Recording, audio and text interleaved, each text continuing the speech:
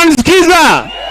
Speaker Kingi aende ambiwe minority whip wa Senate anaitwa Ledama Ole Kina. Aya, huyu jirani anataka kusema jambo, wasalimie kwa nyumbani, awasalimia dakika moja. Aya, salamu ya baba.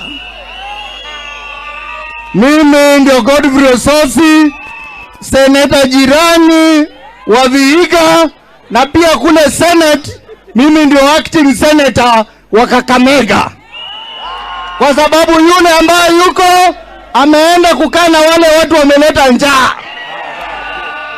Sasa mimi straight to the point, mimi nimetoka Vihiga, na mnajua Vihiga ni ngome ya Azimio, Kakamega pia ni ngome ya Azimio.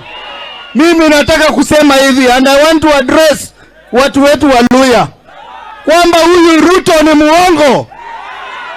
Alidanganya watu wetu hapa. Kwanza alitudanganya kwamba chini ya siku 60 ati madeni yote ya Mumias atalipa. Amelipa? Alitudanganya chini ya siku 60.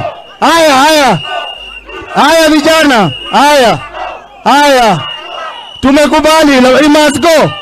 Alitudanganya kwamba Waluya watapewa 30% ya kazi kwa serikali yake.